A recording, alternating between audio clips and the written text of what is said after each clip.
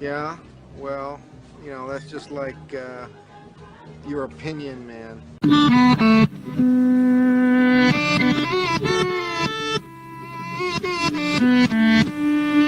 Yeah, yeah, oh yeah, what condition my condition was in. Alon, am I the only guy that doesn't really care about this Kawhi Leonard scandal going on right now? No, I don't care about it either. Well, I'm glad you're in agreement with me because I don't know. I get it. I understand. Like Pablo Torre does a fantastic job. He's probably the best journalist out there right now, like uncovering the facts and getting to everything that needs to be said. My whole thing with the Kawhi Leonard stuff, and now the new thing is Kawhi had some endorsement with a scoreboard company that was working with the Clippers. Daktronics, I believe, is the name of it. They work with a lot of teams. And same thing as Aspiration. He got some money on the side, actually didn't do any endorsements for them. My thing is, yeah, okay, this is shady, and good on Pablo Torre to report on this stuff. But as a basketball fan, as a sports fan, I kind of just want to see Kawhi Leonard play for the Raptors at this point. You don't care about him getting so-called under the table money. I mean, it's so weird, right? Because we used to hear about this kind of stuff with college football, right? But now this is a circumvention of the NBA salary rules. And I'm not naive to think like this has probably been going on for quite some time. Now, my little brother keeps bringing up this happened with the Minnesota Timberwolves years ago where I don't remember the name of the player, but they got not slapped on the wrist. It was pretty much a hard punishment for something that happened behind closed doors where they gave him money under the table. But this went on in college football for quite some time. And honestly, like we say all the time in media, you do anything you can to get that player. So Steve Ballmer, being a good owner, in my opinion, circumvented the cap and paid Kawhi Leonard off the books. And yeah, it's illegal and they should be punished for it.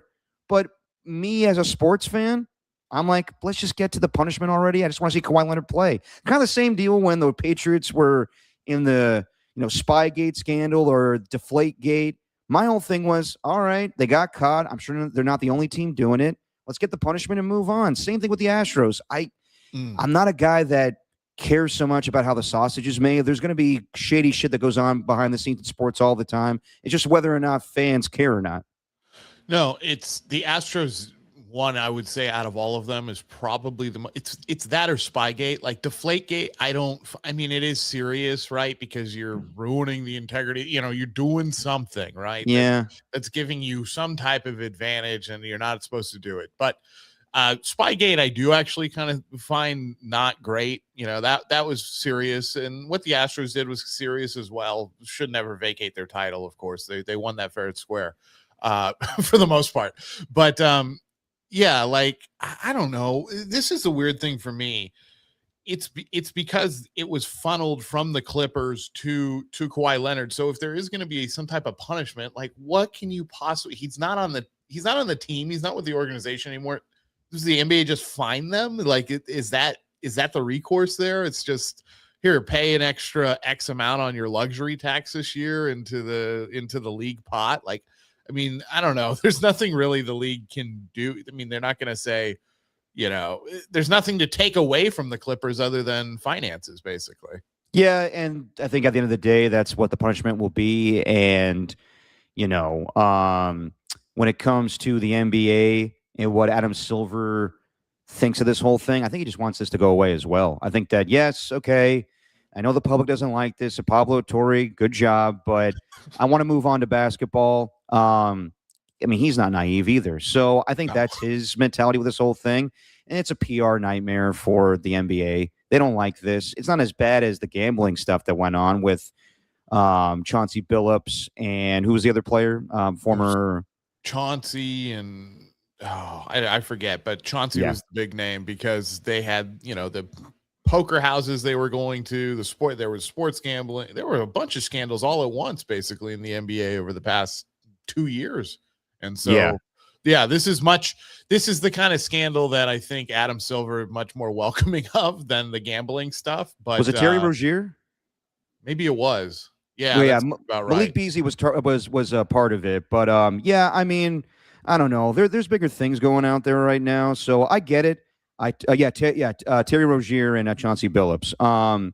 But yeah, I get it. It's fascinating. It is. And Pablo Torre, good on him, man, for being one of the few people out there that still practices journalism. Yeah. But for me, I'm like, okay, not great, Kawhi, and really, I don't blame Kawhi. Like, it is what it is. But Clippers will get a punishment, and then I think we should move on from that. That's just my opinion, man. Just your opinion, man. Alon to say, Derek Papa coming to you on a Sunday morning. We got Tacky in the chat. We got Ernie One. We got AJ Cruz, and I have to woo him to stay on this this YouTube chat. Well, we'll see today, man. It is what it is.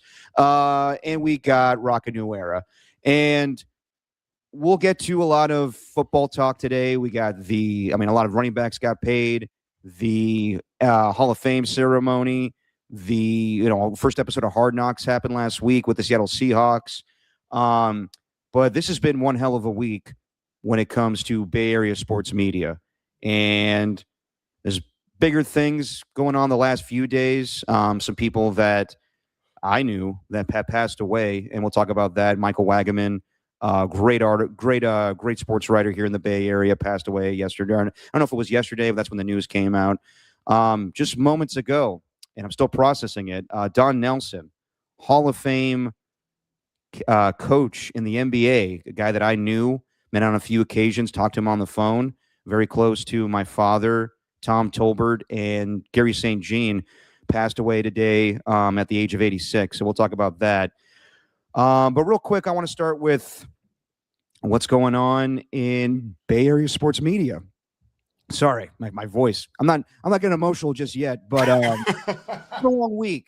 And Cumulus Media, the company that I work for, KMBR, decided to make some changes, and they laid off my father and Greg Silver. And obviously, Greg Silver did an amazing job, and I want to talk about him a little bit of time. But the big news is my father and what he's dealt with.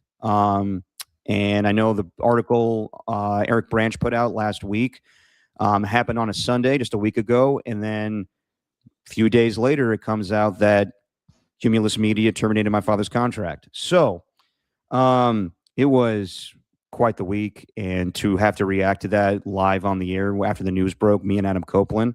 As I said on the radio, nothing prepares you for talking about your father and his cancer diagnosis live on the air, and nothing prepares you for the company that you work for laying him off, and you have to talk about that. So it's been rough. And I don't really know how I should go about it. What's the proper thing to do? I did what I did this week. I talked about it. I was honest about it. And at the end of the day, the company will have to answer for how they handled this. And I'm not going to say I support these moves. I don't support them whatsoever. But they'll have to handle this how they want to, and the PR that comes with it. So I'm not going to defend them in any way. I still work for the company, and this is a business, unfortunately. So I get that aspect of it, but obviously the human element outweighs that. So I am mindful the perception of me still working for the company and my father being laid off by them. It's difficult for me, to be completely honest. And I got to think about my future. And honestly, we all, the last few years of radio, we've all said this is going to, we'll see how long this lasts. And I've joked for the longest time, the show I do with Adam Copeland, Dirty Work, we'll see how long that show lasts. But then when, obviously my father being laid off, that hits you. Greg Silver being laid off too, that hit me even more because him and I were in this similar situation, being asked to do the impossible of filling in for legends, Tom Tolbert and John Lund. And I know John Lund's coming back, and I'll get to that in a little bit here. But we thought that we were doing the company a huge favor, doing two jobs at once, hosting and producing. People don't do that, especially in this market. People don't do that. But we did it. And as I said the other day, I was nervous as fuck doing this thing because I don't have a lot of experience on the air. I did Caboose Pistol with my dad and Bonte, and I do this. But when they asked me to fill in for Tom, I was like, that's insane. And then when I found out that Greg Silver will be in, similar shoes as me, I thought, okay, I trust him. I know he will do a great job, and he's going to be my motivation. Where I'm going to look up to him, even though he's 9 years younger than me. Like I know that kid has unbelievable work ethic, and every single day, he didn't complain. He just rolled with the punches, whatever it was. Not knowing who his co-host was going to be, having to produce and host, dealing with my father's situation, and he knew that was bigger than what he was dealing with. So I commend him for the job he did. He did a fantastic job, and I'm going to miss him dearly. We hung out the other night on Friday, and he's going to be okay. He's going to have incredible opportunities in the future. He still got that gig with Cal, and believe me, that sucked that day. Like, he texted us the day after he had a live show at Cal Stadium announcing that he's going to be doing a post-game show live on television on NBC Sports California. That day was supposed to be a happy day. And then he finds out that he will no longer be working at KMBR. And we're going to miss him. He was always positive, and as I said, just was willing to take on any challenges. Wise beyond his years. Yeah, Greg Silver is a talented guy, and I enjoyed the show he did with my father. So I'm going to miss that. As far as John Lund, I mean, I talked about it all the time. Like, you guys know how much I respect John Lund. And I mean, he's the reason I'm working at KMBR. People think all the time, like, your dad got you the gig. Not the case. When they were looking for looking for producers and assistant program directors to help out, John Lund reached out to the program director at the time and recommended me. And I'll always thank him for that. And I think about our time together working on whether it was the Afternoon Delight or Raiders pre and post. I love working with John Lund. And I think the last time me and John Lund saw each other was the day that he got laid off and Tom Tolbert got laid off. And I remember kind of like my head spinning, going through a whole whirlwind when they told me I'd be taking over for Tom. And I remember going to the studio and I told Lund what happened. And I was like, I can't do this, man. And he was like, you can do this. I believe in you. You can do this. You have to try this. Otherwise, you'll always have regrets that you didn't see this through. So I always appreciate him for doing that. And then, sure enough, I gave him a hug, and he walked down the hallway, and he lost his job as well. And I always wanted him to be around to kind of guide me or help me through this whole situation. And it's been tough without him. And then, 2.5 years, or less than that, actually, a year and a half later, he's back. And I don't fault him for anything he's doing right now. People need jobs. And, he misses the game. He misses being a radio host. He tried other things. He's been doing real estate and YouTube and doing radio in Arizona. And he wants this gig back. And I don't fault him for that whatsoever. Is there a possibility that he and my father could team up again? Yeah, that's on the table, but we'll see if that happens. And I know some people are coming down his road. I read his article on Barrett Sports Media. I don't fault John Lund for doing this whatsoever. And he and my father have spoken, and my dad's good with this as well. So I embrace John Lund with open arms, and I look forward to seeing him tomorrow. But yeah, man, I talked to my father a couple days ago, and this is right after all the news broke. I gave it a day. I didn't want to pester him. I knew this was happening too. We talked the night before when all the news broke, but then we talked on Thursday night, and I'm picking up the phone. I expect him to get into everything that happened the last few days. And I pick up the phone, what's up, man? And he just goes, man, this Carson Beck is pretty fucking good, huh? That's what his mind goes to. And he's like, 98-yard drive. was he that good in Miami? And we're just talking sports. And then we, moved on, talk about the Hall of Fame. And he's like, man, Kuechly doesn't get recognized enough as one of the best linebackers of all time. And we talked about that. We talked about Tony Romo's situation. And he was like, my God, Romo was going to lose that gig. And then we talked about what happened the last few days and how I had to deal with it and talking about it. And my dad's going to be okay. I said this the other day on the radio, but he's going to be okay. My dad has been fired from numerous teams, numerous companies, and he's always landed on his feet. So whatever he chooses to do next, I support 100%. But he's going to be okay, and I'm going to be okay, and we're all going to be okay in the end. Greg Silver's going to be good. So I I am, I love that people have reached out the last few days, and I thank everybody for doing that. But yeah, it shows you that this business is shady. You don't know what's going to happen next, and I have to think about, you know, the fact that Greg Silver did a fantastic job, but also saved the company a lot of money doing two jobs at once. I have to think about, will that happen to me too? There is an end date to this whole thing. Radio is dying. That's why I'm doing this. So I want to do this podcast because that is the future. We will not be on Dirty Work or KMBR forever. It might end sooner than not anticipated, but it might end soon. You never know. Like I'm talking about this today, and I could go in tomorrow, and they could tell me we're laying you off as well. So you never know in this business. I'm just going to hang on to the job as long as I can. I'm going to do this as well. So I thank everybody for reaching out, and everything will be okay. Everything will work out. So yeah, that's what I have to say about that right now.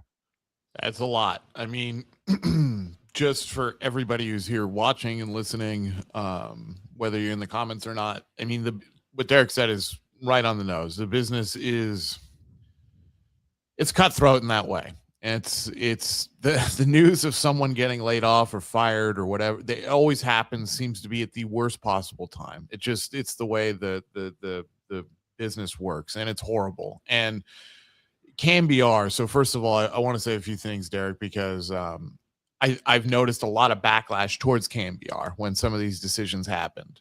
These decisions are not made by people generally at KMBR or people at a specific station. These are corporate decisions made by the companies generally that oversee everything. And Cumulus, like many radio companies, is in a bad spot. I mean, if you follow financial news, they've been bankrupt for the second time in 10 years, and they got through their Chapter 11 and all these kinds of things. So that's the reality of it. As far as the timing and the optics, it could not be any worse, right? That Eric Branch article in the Chronicle comes out, and then a couple of days later, the news breaks. And it's just like, geez, Louise, like, this is heartless. But unfortunately, that's just how it happened. John Lund, I'm happy for him. I've only met him once, talked to him a few times, but met him once, actually at Super Bowl weekend here in Las Vegas. And couldn't have been a nicer guy. And obviously growing up and listening to him on the radio. And then your father as well, Derek. I mean, it was the soundtrack to me growing up in a lot of ways. I mean, there was, the Raiders used to be blacked out, believe it or not, all the time. And so how would me and my dad, watch the Raiders? We didn't exactly have or know about the NFL Sunday Ticket at the time. So we'd listen to the radio, and that's what I did. I've listened to more games on the radio than I've watched on TV. Not for the just in general, counting all the baseball as well. So I love that. And your father is a freaking legend when it comes to Bay Area sports. So he will, when he decides to do something, if he decides to do something more, he will obviously land on his feet. He always has. As far as what happened to Greg Silver, that's a tough one. That's a really tough one because what Derek does as well, guys, he wears multiple hats to make that show work. And I'm not saying that everybody just kind of sits around and does nothing and Derek does everything, but Derek and people like Greg Silver operate in a dual role, basically as a producer and a host. And that's a stressful job. And these companies make these decisions so that they can stay in business, but it's tough, especially when you see someone working that hard and then they get let go. So yeah, unfortunate there, but it's just the nature of media. Unfortunately, it's the nature of radio. It's happening on television too. I mean, it's happening to the big heavyweights like ESPN, and Cumulus is a heavyweight. Don't get me wrong, but it's happening at ESPN. People are losing their jobs. So it's unfortunate, but and it sucks to talk about. I mean, I'd like to get into it. Maybe not. Well, now would be the good time. How did you handle talking about this stuff on air, Derek? I mean, because in the one sense, you don't want to piss off your employer. I get that. But in the other sense, you have real feelings about it too. I mean, these are your friends, your family, things like that.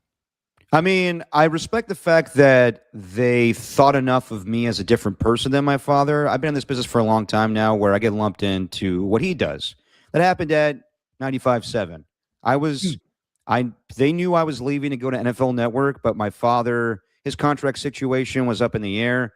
There was rumors of him going to KMBR, and because of what was going on with him, Entercom decided to let me go the last day. I was hoping to do like a goodbye and everything, and they told me, "No, your dad's leaving us, so you're out of here too." And I always was pissed off about that. As far as this, I mean, I guess I respect the fact that they see us as two different people, but also like, how could I not feel a certain way? It's my father losing his job when he's dealing with leukemia. Yeah. So I'll be completely honest. No one said anything to me. We were in the bullpen while the Giants game was going on, saw the news come out. I knew it was happening, and nobody from Cumulus or anything came and talked to me beforehand. So me and Adam Copeland just did what we always do. We were honest, and we're going to be honest about this thing. But I don't want it to be a topic every single day. Talking to my father, he doesn't want to be the topic of conversation either. So he wants to move on in that regard. We'll see what he does. But, you know, it is what it is. And I got to see what my future is and how this company handles things going forward. I do understand the predicament they were in, but at the same time, Yeah. they could have handled things a whole hell of a lot better. So yeah, that's really what I want to say about that. And also, I love obviously my father and Greg Silver, and there will be a day where both of them, not the same time, but both of them, when they feel comfortable, will come on the show and we'll talk about not what happened, but what's next. So that'll be coming up, and I'll let you guys know when that happens. But yeah, man, the sports media game, it's brutal. And on top of all that happening, the next day, Mike Krukow announces that he's retiring. And I love Mike. Mike is, in a way, like Tom Tolbert of baseball, where he played the game. He's cool. He's got like a surfer dude vibe to him. And that hurt me too, because Mike is going through his own illness right now. And, you know, through the years, he hasn't been able to go on the road. He does the games from the MEC studios. Him and Dwayne Kuiper are, you know, they're a duo. They're a match made in heaven, best friends. And those broadcasts will not be the same without him. So for the last 36 seasons, for him to be the guy that says, grab some pine meat, or he's in the squat, like, to me, he is like John Madden or Bill Walton or Tom Tolbert, where you had a lot of characters in baseball, but most of those guys were play-by-play guys. Hawk Harrelson, Bob Uecker, Harry Carey. But like, I'm sure Mike could have been an amazing play-by-play guy, but he did that as an analyst, and he still has his fastball. He's still unbelievable. I always listen to him every Monday morning. You know, I'm not watching every Giants game. I'll totally admit that. And then, you know, to get to see like where the team's at and what the talking points are, I listen to him.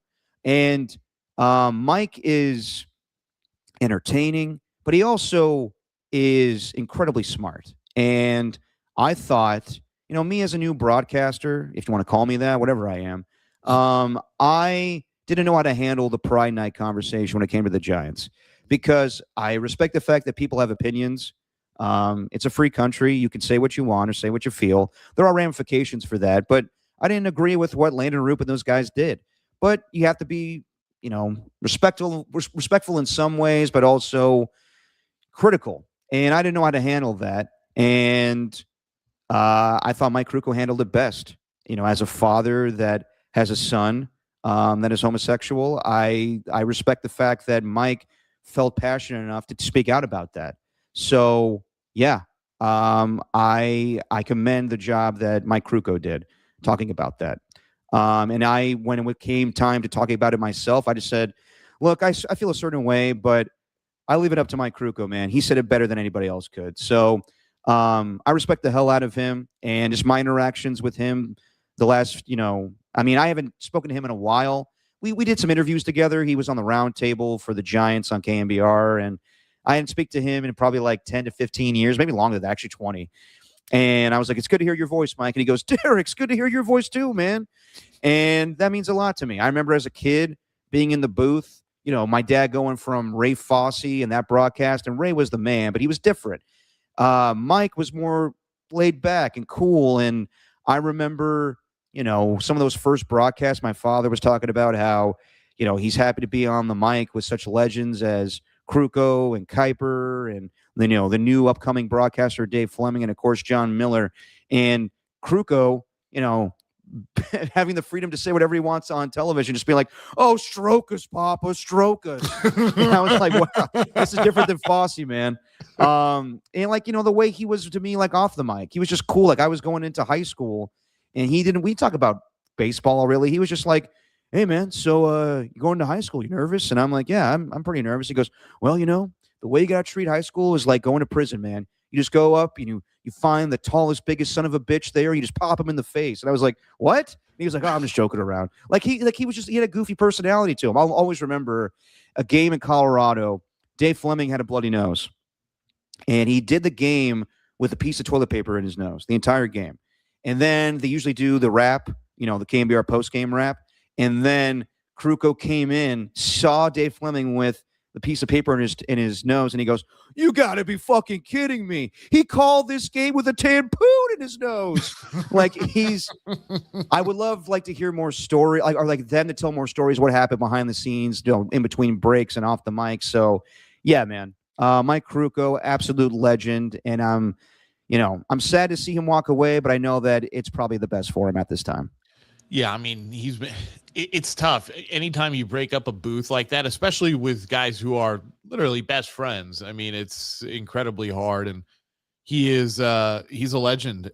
Like you said, like Tom Tolbert was on the radio for KMBR, and there's some people in here who said Jim Barnett. I mean, yeah, we've had some figures like that in Bay Area sports that have helped guide listeners and viewers through a lot of bad times, and then be there for some really good times too. So yeah, Mike Kruko is amazing. I mean, one of my favorite clips is him and Dwayne. There's a game, I don't know what game it was, but they're at 18 Oracle Park, and there's a guy smoking a cigarette playing catch with his son out near the water there, right behind the stadium, and they start joking about it. Guy's got a heater going, and Kruko's like, "Yeah, a little swag there." And it's just like, what are we talking about? I mean, it was just so fun. So yeah, I'm gonna miss that as well. And because one of the reasons I do tune into Giants games, not just because I'm a baseball fan, is to hear those guys, whether it's on the radio, whether it's on television, it's to hear the legendary broadcasters that they've had. So it's kind of the end of an era with him, but hopefully this is good for his health as well, because we know that he does have his own illness, the muscle thing. And then he's been doing it for a long time, and his health hasn't been great. So I hope that this helps him in that way. But in terms of being a Bay Area sports fan, it's rough. It's rough. We're slowly turning the page here to kind of a new generation. And it's not a fun thing to experience when you've grown up with it. And then, even if you're in the business or in close proximity to it, I mean, I'm in the business here in Vegas, but I'm in close enough proximity through you and through some others, Derek, to the Bay Area. It's tough to see from the outside as well. Yeah, absolutely. So Giants fans, I believe there's 45 games left remaining in the season, and obviously all of them will not have Mike Kruko on the mic, but that's the biggest thing for me. Like Bryce Eldridge and his development, absolutely. The young players on the team, but the most important thing for Giants fans, cherish the memories, or cherish the last remaining games of Mike Kruko. That's what I would say for the remainder of this disappointing season. Cherish Kruko being on the mic. And then, obviously those are jobs, and, people will move on and hopefully get other jobs. But deaths, I mean, obviously, that's bigger than anything. So the last few days, just yesterday, Michael Wagaman, who I used to book. I mean, one of the first guests I used to book back in the day when I was working at 95.7 nights and weekends, when Rick Tittle or Zachariah or whoever was on the mic, Michael Wagaman always made time for us. And the last few years dealing with his own illness. I think he was a freelance writer for NBC Sports Bay Area. And I'm not going to act like I knew him as well as other people did, but just seeing the outpour of people and their connection to him, really, I would say young journalists, my guy Tommy Call, or Austin Scott, or Sam Lubman, or Steven Risotto, all of them tweeting out the last few days what he meant to them. Because an older guy, he's been there, done that. I think he embraced young journalists trying to make it in this business. So Rest in peace to Michael Wagaman, man. That was devastating to see that yesterday. And then today, Don Nelson. Man, Nelly, like as far as the basketball coach, like, his resume says it all-time wins at one point in time before Greg Popovich surpassed him. And, obviously a mentor to Greg Popovich. And, Nelly, what he did with Run TMC, and then what he did with, even as a player, like going back to his days with the Bucks, and then being assistant. Or no, sorry, was it with the Celtics? Celtics, Boston Celtics. Yep. But then he was I think an assistant coach with the Bucks for years. Then or maybe he was head coach. I got to look at the whole thing. But I remember Don Nelson as Warriors head coach in the 90s with Run TMC, what he meant to all those guys, Tim Hardaway, Chris Mullin, and Mitch Richmond. And then moving on, coaching for Dirk Nowitzki and Steve Nash, and then coming back to the Warriors and being the coach for We Believe. So he's a Bay Area legend. And of course, his recent years, he was like Mr.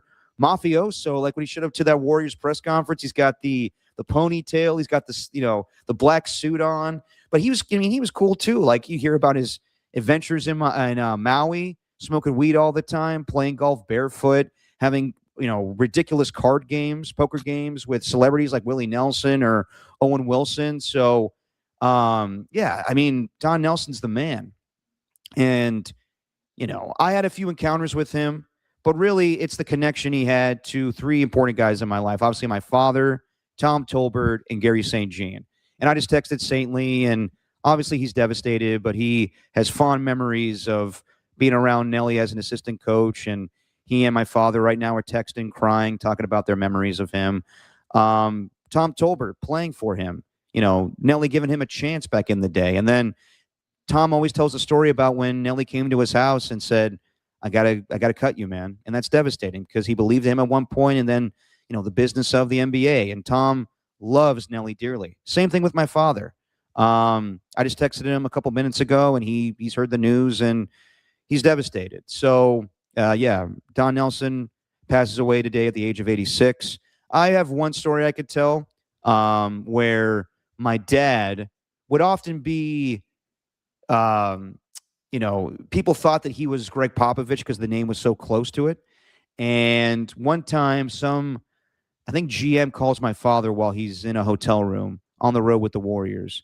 And this happened all the time where people mistook my dad for Greg Popovich. So he calls him and says, hey, we're thinking about trading for this player. And my dad's like, that's cool, but why are you telling me? And he goes, aren't you Greg Popovich? He goes, no. I'm this is Greg Pop. He goes, shit. Okay, don't tell anybody what happened. And then Don Nelson called him 5 minutes later. He goes, God damn it, Greg. If you tell anybody what happened, I'm going to find your newly born son and poke his eyes out. And my dad's like, whoa, Nelly, okay, I love you, man, but like, don't make threats to my son here. So that was always a funny thing that I heard that story. And we had a few encounters. I would book him to come on with my pops or Tom Tolbert. But yeah, man, he's a legend, absolute legend. And I know he's going to have great poker games in heaven. So rest in peace to Don Nelson.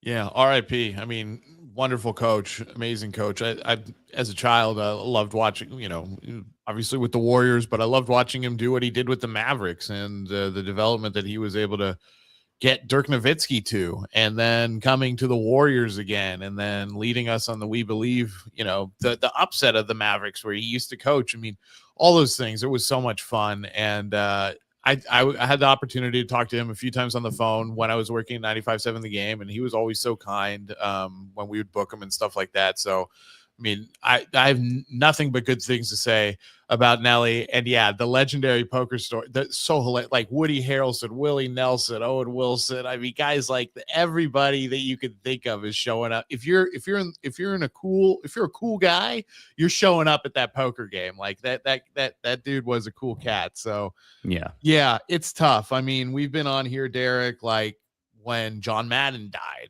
and now we have Don Nelson. And so, yeah, I mean, it kind of goes with this theme. It's like, certain eras. I mean, it's inevitable, right? Everybody's going to live, everybody's going to die, but it's tough. These eras come to an end, and this is another, chapter of a book that's closing, but we have a whole hell of a lot of memories about Don Nelson and what he meant, not just to basketball, but to a lot of people that he was close with. And yeah, I mean, I'm glad you reached out to Saintly, because I remember as a young intern working at 95% of the games, Saintly was one of the coolest guys to me, and he treated me like I was anybody else over there, and got to know him, and he was amazing, and I know him and Nelly were close. So I just feel for everybody that is missing Nelly today. No, absolutely. And he, again, Bay Area legend, one of the greatest Bay Area coaches of all time. And just to get his resume accurate, he played for the Boston Celtics back in the day, won a championship with them, 5 championships actually as a player, and then assistant coach with the Bucks, coached the Bucks as head coach from 76 to 88, won a championship with them as well. So yeah, him and Saintly go back. Obviously, my dad's connection to him and Tom Tolbert. So all those guys are important to me, and Nelly was important to all of them. So rest in peace to the legend Don Nelson. All right. I think we covered it all. It's been a long week, and I thank everybody that reached out this week. To Don Peralta and everybody, Rocca New Era, Tacky, everybody that showed up to the patio on Friday when we were doing the show. It's been tough, and we recognize the business sucks. But we're gonna do what we love, and we're gonna talk sports. So there's not an easy transition from all this bullshit this week. So let's move on. Go ahead, Alon. You saw Tacky in person? Oh yeah, I've seen Tacky in person a couple times now. So does he dress just like you? He rolls up there looking just like you, right, Derek? Just like me? Because he's obsessed with you. So I'm assuming that he dresses like you, tries to look like you, does all the things just like you, right? Or no? Is he totally different? This obsession is only online. He's got way more hair than me. Yeah, the obsession lives online along with AJ Cruz. He's obsessed with me as well. But yeah, all those guys. I love the YouTube chat. I love you guys. But yeah, Tacky, he just had to show up to tell me to eat shit in person, which he usually does, and I appreciate that. That takes balls. Yeah. So he says it. He says it to your face. Says it to my face. Boy. Okay, Tacky. All right. I just wanted to get that straight. I didn't know. I've never seen Tacky. To me, Tacky is a text box here online and a little viewer count. I don't know that Tacky is a man behind the keyboard, and that apparently does not emulate Derek Papa in his everyday life. No, he does not. He's the type of guy that has a lot of hair, big old bushy beard, and burns easily when he goes to Hawaii, from what I've heard. I don't really burn that much. I do wear sunscreen, but I'm jealous of you on the hair part there, Tacky. So you already got one up on me too. Yeah, there you go. And AJ Cruz. Wait, what? Obsessed with who? Obsessed with me. Admit it, AJ. Admit it. All right. Let's talk some football. And let's talk about some contracts real quick. The running back market being, I guess, reshaped in a way, but I would dispute maybe it wasn't actually. So Bijan Robinson, Jonathan Taylor, Jahmyr Gibbs, all getting paid this week. And let's start with Bijan Robinson. He got a 3-year, $66.7 million deal. Makes him the highest paid running back at the time when he got, I think that was on Monday or Tuesday. Probably Tuesday it was. He got $51 million guaranteed, $37 million at signing.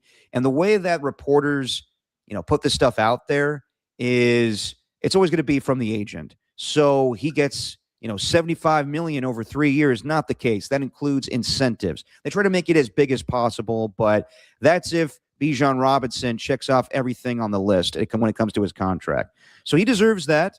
I think he's the best running back in football as far as complete running back, running between the tackles and receiving. And then a couple days later, Jonathan Taylor, close to what Bijan Robinson got, but as far as annually, not the same, 1 year less, 2 years, $44 million, 22 annually, obviously, $39 million guaranteed. This is his third contract with the Colts. The last time he got a deal with them, it was really contentious, the whole thing of him going on the bus with Jim Irsay and wanting to be traded. This time around, very different. He knows, I think he's the oldest one out of the group, obviously. I think he's 26. By the time this deal is done, he's got 1 year left on the remaining deal, so he'll be 29.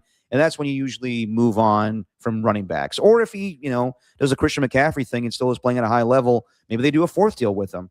And then the last one that happened, I believe on Thursday, Jahmyr Gibbs got 3 years, 67.5 total, 51 guaranteed. So he makes the most annually at 22.5.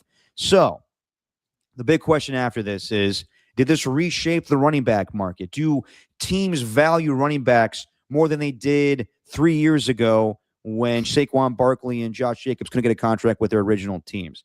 And my answer is yes and no. They are valued because they're cheap. I think teams see the opportunity to sign running backs.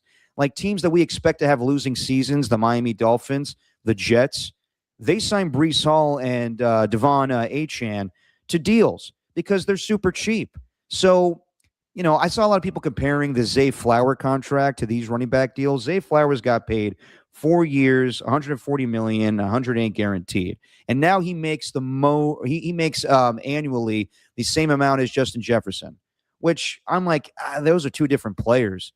Now, Zay Flowers probably the best wide receiver on the Ravens, but his impact is not the same as a Justin Jefferson or a Jahmyr Gibbs or a Bijan Robinson. But that's the market. That's the market for wide receivers. Running backs, yes, you need to be a Swiss Army knife these days. Jonathan Taylor has an impact in the passing game, but not the same as a Bijan Robinson or a Jahmyr Gibbs. Mm-hmm. The reason Jahmyr Gibbs got the most money, in my opinion, is because what he does as a pass catcher. Like Roger Craig just went into the Hall of Fame, and we'll talk about that. But today's game is you got to be like Alvin Kamara and Christian McCaffrey, even more so than what they were. We want you catching balls out of the backfield. Do they have a bigger impact than what Zay Flowers does with the Ravens? Yeah, probably. But, the Ravens, I guess their biggest offensive threat is probably Derrick Henry, even though he's getting older in age. And I don't know if he's going to sign another deal with them. I think he's got 1 year left on his deal. But that type of running back will be outdated. Like Josh Jacobs, Derrick Henry, the guys that are just up the middle, in between the tackles guy. And they're way more than that. But as receivers, they don't impact the game. So those guys will not get paid. It's going to be the guys that make a difference in the receiving game. But where we saw a couple of years ago where Joe Shane or who was the GM at the time with the Raiders, Alon, when Josh Jacobs was going through his deal? Oh, yeah. The one that came in with McDaniels. What was his name? Yeah, I forget. Dave Ziegler. Dave, yeah. I think that was a philosophy that both teams had where it's like, it's not worth paying a running back. Now it is worth paying a running back because they're cheap. Running backs and tight ends will be paid because they're cheap talent. And, they obviously make an impact on their teams. When it comes to Jahmyr Gibbs, he's so explosive as a player. They need him, and he's going to be their bell cow in a way. Like they still want a big-time, bruiser running back. That's why they signed Isaiah Pacheco and moved on from David Montgomery. But it's his impact in the passing game. It's Bijan Robinson's impact on a bad team where he's just the guy that does everything. So while the running backs got paid and they deserve to be the highest paid running backs in football, it's not like teams are saying, well, we got to give these guys 30 to 40 million a year. Not the case. They got paid because their market is much easier to negotiate than every other position in football. Quarterbacks, wide receivers, offensive linemen, pass rushers, even cornerbacks, secondary guys will get paid more than running backs. That's just the market, and it's unfortunate it is that way, but that's just the business of the NFL. Yeah, I mean, there's two positions that really just are, I don't want to say undervalued, but their pay is depressed compared to other positions. On the offensive side of the football, it's the running back position. On the defensive side, it's their counterpart. It's the linebacker position. And I'm not talking about the stud pass rusher type ones like Micah. Well, if you even want to call Micah Parsons a linebacker, but you know what I'm saying, Derek. It's off the ball linebackers. It's the off the ball linebacker, the run thumper. Those kinds of guys. They're not paid as much. Yeah, I like what you said about. It's not a reshaping of the market. I think this is a realization of the talent and the ability that these guys bring. So Jahmyr Gibbs, I mean, so in college, he was a dynamic player, but not, and you saw flashes of what he could do, but not like what he's done in the NFL. In the NFL, he's been totally able to maximize his ability and his talent and put in an opportunity to consistently do things besides just running the ball, and not just catching the ball out of the backfield, being flexed out as a wide receiver, being told out of the backfield, whether it's under center or in a shotgun, to go run a real route, not just a Texas route or, just a little flare out to the side or something like that. No, he runs real routes, and he gets the ball in ways that smaller wide receivers do. He also does a whole hell of a lot for the Lions when it comes to, all their sweep game, any of the jet motions they have, all that stuff. That's all dependent on Jahmyr Gibbs. So they realize that, so they have to pay him. Bijan Robinson, he's the heartbeat of the Falcons. A Falcons team without Bijan Robinson, and I don't care if anybody wants to dress up their fixing of the quarterback room, they haven't fixed it. They got two lefties on there, and one that never plays really, and the other hardly plays because of injury. So Bijan Robinson, totally worth it. I think the interesting thing here is that Jeremiah Love's contract, what he was able to get post-draft, I think made a big impact. So Love, pick number 3 overall by the Cardinals, he was able to get a 4-year, $53 million contract with all of it guaranteed. And I think that does have some effect on improving the running back market in terms of what these guys can get guaranteed. And I think we saw that in these last deals, whether it's Taylor, whether it's Robinson, whether it's Gibbs. I do think it's unfortunate because for me, running back is my favorite position on the offense. I think a great running back can dominate the game. We've seen it. We've seen it time and time again. As far as some of these other running backs that are more dominant between the tackles and offer less things in the pass game, and I'm not talking about like Josh Jacobs, for instance, can catch the ball, right? Derrick Henry can catch the ball out of the backfield on very simple concepts, whether it's a screen or things like that. But that's not why you're paying them. You're paying them to go run between the tackles and get you tough yards and maybe bust one off. So I don't know if they're going to be antiquated and out of the league, but those are not going to be the kinds of, I agree with you, Derek. Those are not going to be the kinds of guys that immediately come to mind when it comes to ownership and GMs and front offices of what kind of running back do we want to pay the big bucks to. They all want to pay the big bucks to a Marshall Faulk kind of guy, a Christian McCaffrey kind of guy, Alvin Kamara, and now the evolution into Jahmyr Gibbs or Bijan Robinson. So I totally understand that.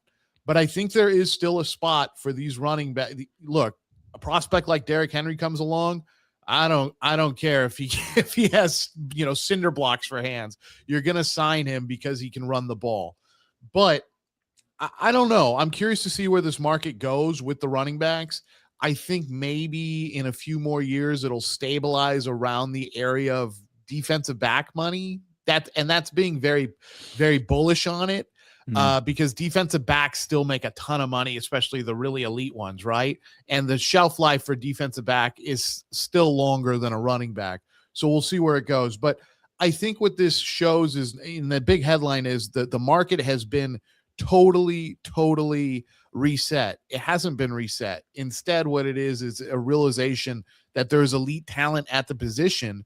And this is an economical way for you to make your team better. Like you also pointed out, the tight end position. That's another position where you can get better.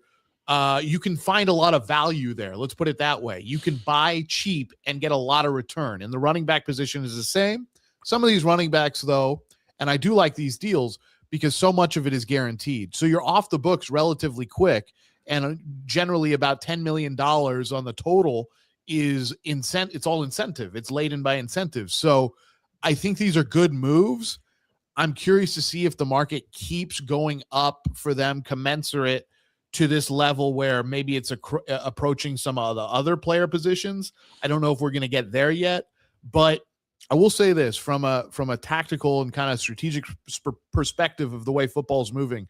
Look, linebackers have gotten smaller and speedier to cover these running backs and tight ends who are able to run all over the field.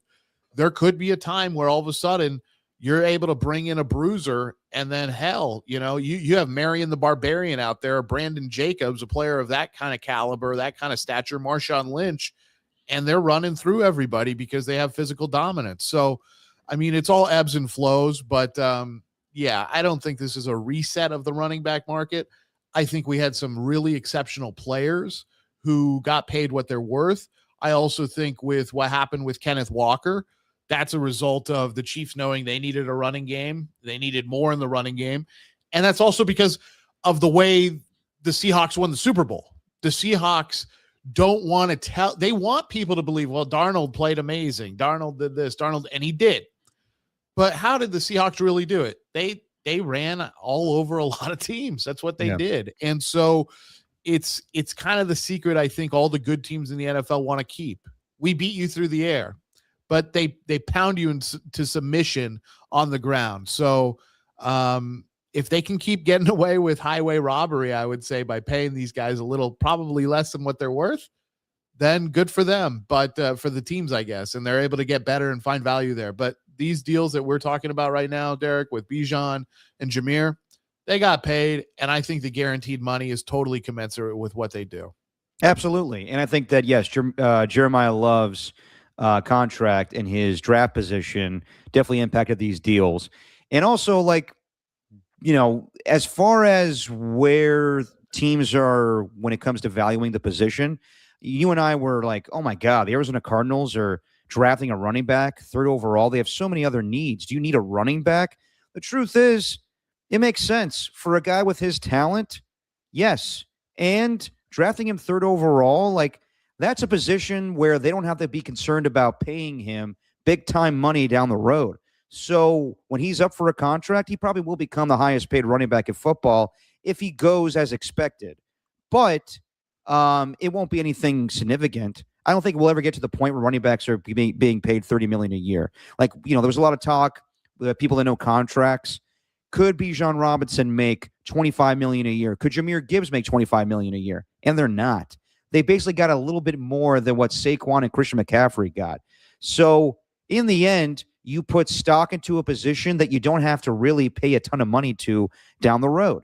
And that's good value, especially with a guy that may have been the best player in the draft when it came to the first round, or the entire draft, honestly. Like, yes, you know, Fernando Mendoza, you're investing in the face of your organization. For the Arizona Cardinals, where they have no idea who the quarterback's going to be or who the quarterback's going to be, it's not bad to just invest in a running back that could be pretty sweet. You have to pay him a shit ton of money. It's the same thing with tight ends. You're not going to see a lot of tight ends go in the first round of drafts, but it's good to invest that money because it's not going to cost you a lot. Same thing with linebackers. So, yeah, I get it. I don't think like it was crazy or anything. Like, you're going to see Devin Witherspoon and Christian Gonzalez, their contracts will be bigger than what Bijan Robinson, Jonathan Taylor, and Jahmyr Gibbs got in the end. So, yes, those guys are integral to their team's success, but it's going to be where they're cheaper. So, in the end, Zay Flowers will make more money, and people will argue like, well, running backs should make more. That's the market. I don't think it's going to change. I think it's more of a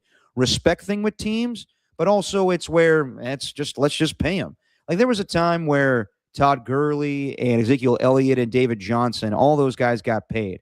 And that changed the way front offices look at running backs, where it's like, oh, these guys got hurt and their careers won't last as long, so let's not pay them. Now teams are like, we could pay him because, you know, it's not that big of a contract in the grand scheme of things. So the running backs you're talking about, Alon, yes, those guys will have value, but they won't be paid as this, you know, the same. The Derrick Henrys, the Josh Jacobs, those guys, unfortunately, their careers will be short term because their bodies will get banged up, and that's why Bijan Robinson and Jahmyr Gibbs won't make the same amount of money, because we'll see how long their careers last. It's usually when you get to 30 and teams want you out the door. So, yeah, I get it. Like, those guys will have value, but not the same value as Bijan or Jahmyr Gibbs, and even their value is not the same in the grand scheme of things as wide receivers or big-time playmakers on football teams. As far as a running back that reshaped things, as far as how we look at pass-catching running backs, talking about the Hall of Fame ceremony yesterday, I love the ceremony. It's changed over the years, where now the speeches or the ceremony itself, I guess the enshrinement ceremony, is held early Saturday morning after the Hall of Fame game. And this was a pretty good class. You had, obviously, you know, one of the greatest quarterbacks of all time, and Drew Brees, arguably the best, in my opinion, best coverage linebacker in Luke Kuechly, his ability to defend the pass. Larry Fitzgerald, dominant wide receiver back in the day. Adam Vinatieri, you could say maybe the most clutch kicker of all time. And then Roger Craig. And, just real quick, Alon, we'll get to all these guys, but your thoughts on the Hall of Fame ceremony consisting of players that we watched in our era of watching football. Yeah, it was kind of interesting because we have seen, like, for instance, quarterback, right? Kurt Warner when he went into the Hall of Fame. Like, I saw Kurt Warner, but I got to watch the entire career of Drew Brees. I got to watch and really focus on it. I got to watch the entire career of Luke Kuechly. So I thought that was really cool. It also means that I'm getting old too. It means that I've been able to watch an entire career go by and then see these guys go to the Hall of Fame. But yeah, it's not like when we were kids or growing up where it was like, okay, guys from the 80s or the early 90s are going into the Hall. Now, I mean, it's players who made their and Roger Craig aside, but it's players who made their bones in the early to mid 2000s now, and soon we're going to get into guys who stopped playing, say, in 2015 even. So, I mean, because there's definitely some first ballot guys out there who did. So, yeah, it means we're getting a little bit older, but it's also really cool because I can fully appreciate what they did in their career because I actually got to see it, and I'm not relying on watching old tape or things like that to fully understand what happened. So in that way, I think it is a really cool thing. Yeah, I mean, I kind of pride myself on being a historian of football because I watch so much NFL films, and you feel like you got to know the player, off the field and during games, the mic'd up stuff, but it kind of feels like you saw their career in a way. Mm-hmm. And really, I remember Chris Townsend always saying this, like, if you weren't around to watch their career, you really don't know. There's only so much that YouTube clips or NFL films can show you because they're going to show you the positive stuff or the negative stuff when it comes to people that were busts. But yeah, like for Roger Craig, I'm not going to act like I watched his career, but in a sense I did because of all of the footage we have. NFL films, America's Game or whatever, and I know the history of Roger Craig. Basically revolutionized the pass-catching running back. He's the guy that paved the way for Marshall Faulk or Christian McCaffrey, and he was obviously essential in the West Coast offense for Bill Walsh back in the day. They called him Catfish because he would see a open hole when it came to the offensive line, and his eyes got big like a catfish. And, when you think of Roger Craig, you think of his 3-touchdown performance against the Miami Dolphins in the Super Bowl, the first guy to get 1,000 season in 1985, the 1988 season he had where he had that amazing run against the LA Rams. So he's the one guy that I didn't watch myself, but obviously deserved this. Been waiting since 1998 to be a Hall of Famer. And hopefully this paves the way for other running backs like Ricky Waters. Frank Gore, a different guy, obviously, but another 49er running back that should be in the Hall of Fame. It just depends on the timing of it because, is he a first ballot Hall of Famer? Stats-wise, yes, but I understand like some of the arguments that writers will have where it's like, what's a signature run? What's a signature season? You're like, yeah, he just played a long time. But with Roger Craig, he was essential to those 49er teams that won Super Bowls. So, and it's sad what happened. Obviously his announcement yesterday, announcing that he has vascular dementia. And I'll be honest, I was wondering how they were going to handle his speech because if you know Roger Craig, if you worked in media, he was always willing to come on. Great guy. When you text him or call him, he's willing to come on. But, as is the case with a lot of older NFL players, they're not, I guess, as articulate as they used to be, or like the brain injuries play a factor. And I remember booking Roger Craig for my father, and you would hear him kind of stumble through his words. And I was like, I hope he's doing okay. Nothing was ever like announced to everybody, but I knew that something was a little off. And when I saw yesterday that his speech was pre-recorded, I was like, okay, that's not surprising. And then when he announces, I have dementia, and it definitely developed from my years of playing football. And it's like, wow, he's being very real where the game of football gave him a ton in his life, but also it contributed to his decline in his life later on. So that's unfortunate to hear that. But I'm glad that we see a lot of players go in posthumously. I'm glad that Roger Craig was alive to see this day. So, yeah, his speech was moving yesterday, and I'm glad that Roger Craig got his moment in the sun. That's something I really take issue with is the slew of posthumous inductions, and some definitely do deserve it because they were overlooked during their time, and everybody who's in the Hall of Fame, you earned it to get in there. But I hate how some of these guys are like, these should be guys in the Hall of Fame, and then for whatever reason they just, it takes till they're on their deathbed or till they're dead to get in. And I don't like that. I don't like that practice. And you mentioned Frank Gore. He's a classic example of that. Like, he's going to have to wait because the writers are going to say things like, what is his signature? What is, at the end of the day, the guy played for damn near, 15, 20 years almost at that position and was super consistent, didn't have a lot of help all the time, and ran the hell out of the ball. So, yeah, Roger Craig is a guy who should not have waited. That's a real analysis, too, of looking at how the league still didn't understand, or maybe not the league, but the media around the league still didn't understand what exactly he was offering in that receiving aspect of his game. Because now, if you had a guy like Roger Craig walk in through the door, every team would be, okay, what Jahmyr Gibbs just make, $75 million? Yeah, hey, Raj, here's $80 million for you right now. I mean, because that's the way the league has gone. So it's also tough for some of these guys. What was their true value? We knew what Roger Craig's value was to the Niners, but it was hard for, I think, voters to put that in their head, especially once he became eligible, of where does this guy fit? We know he's really damn good, but is he a Hall of Famer? Wait, he's not like all the other running backs that we put in. Wait, he's not a receiver either. So it's like, it's very hard for them, I think, but maybe they're getting better at it. I hope. I think the juxtaposition is very fascinating too, where Roger Craig, he has the pre-record. He talks about the fact that he has, and it's vascular dementia. Yes. Okay. So that's different from, because I heard the word dementia, during the ceremony, and I'm like, okay, so I just think dementia is dementia. Right. And the juxtaposition of having him, a guy who, like you said, Derek, the game of football gave him a lot. It also took parts of him away. Of course. And then you have Luke Kuechly, who is also getting inducted, who retired because of his fear or his hope that he could have more longevity, especially cognitively, in his life because of concussions and things like that. So I thought that was fascinating in its own way.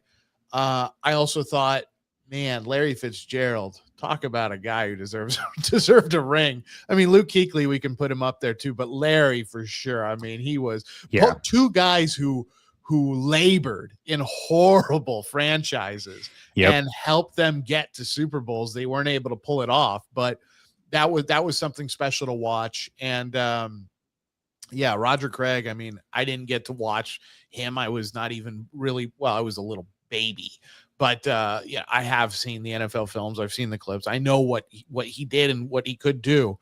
But it was a good class. I'm glad that we didn't get a whole bunch of, didn't seem to be, and maybe I've missed out on the discussion, Derek, but there didn't seem to be a lot of argument of like, ooh, is this a weak class? Did this guy deserve to go in? This was a strong class. This was a strong class. Yeah, it was a strong class, and it seemed like there was a consensus there of every single one of these guys deserves it. And maybe the only one where some people were like, was Kuechly, just because of the longevity. But I don't hold that against him. He was so elite for the years that he played that it doesn't, for me, it's Patrick Willis, same type of deal. So elite for the years that he played. I don't care if it was under 12 years or whatever. He's a Hall of Famer in my book. Yeah, I think we're going to have a different mentality when it comes to the longevity argument, because so many guys' careers are going shorter and shorter. Yeah. Like when Luke Kuechly announced his retirement, I remember that was after the 2019 season. I was shocked. But then again, not so much, because we saw Calvin Johnson walk away and Patrick Willis. Like, it was a big deal, 27 years ago when Barry Sanders retired. And we were like, whoa, he's on the verge of breaking Walter Payton's record. And he was in his 30s, but he wanted to walk away. We're seeing more and more careers like that. So I don't think that should stop anybody from getting in the Hall of Fame. I'll talk about Luke Kuechly. As far as this class, like people are going to say, like, why wasn't Belichick in this? I get it. He should have been. And there will be a day where he gets elected to the Hall of Fame along with Robert Kraft. I don't like the games that the sports writers have to play when it comes to this stuff. Like, yeah, but I forget the other head coaches that weren't first ballot Hall of Famers, but Belichick deserves to get in. Like the whole first ballot thing is bullshit sometimes. Like I get the argument with Frank Gore, but Bill Belichick, are you out of your mind? Like he should be in. Regardless, this class was strong.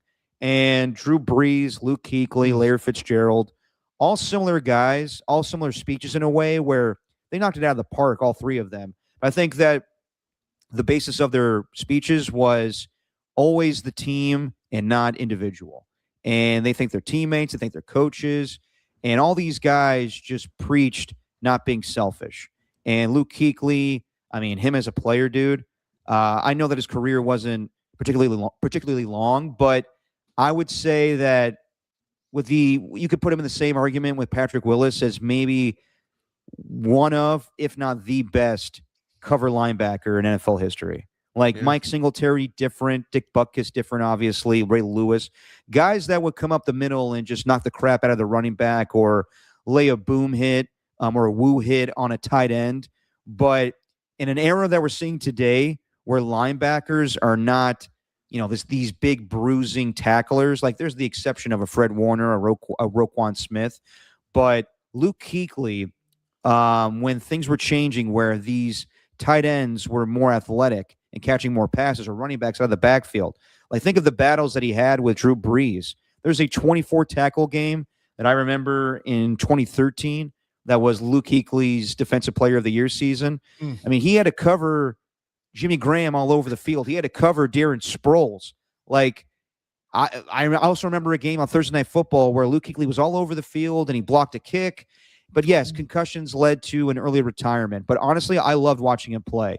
People called him Clark Kent because he was mild-mannered, much like Tro Palomalu, where he was kind of soft-spoken, but then on the field he would lay you out. So I think that Luke Kuechly, and it's going to be interesting to hear him on the mic. He's going to be your lead broadcaster for Netflix football. He's going to be there for 49ers and Rams. And very intelligent cat. Wanted to go into scouting. Like talking to my pops the other night, we talked about each player that was going in the Hall of Fame. He was like, Kuechly was maybe the best. His ability to read the offense, like the way that Kyle Shanahan and Sean McVay know defenses, and that's how they attack defenses.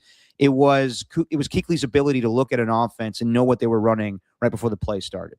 So his instincts, his coverage ability. Yeah, I love watching Luke Kuechly. And I loved his speech. It was similar to Larry Fitzgerald, where, a guy that was all about the team.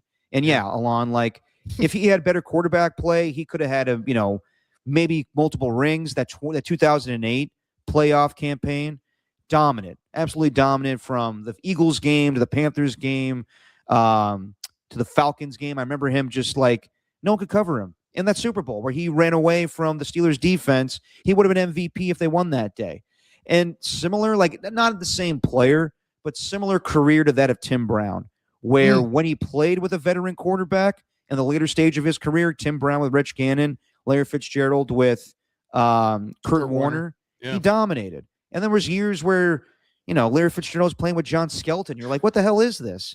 But yeah, consummate pro. I always remember Larry Fitzgerald talking about, I think he was on the Rich Eisen show back in the day, and he loved Boardwalk Empire, the show on HBO.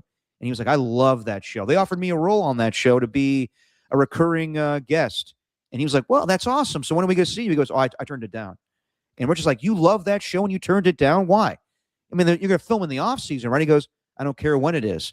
The perception of me not being all about the team, that bothers me. And he was like, wow.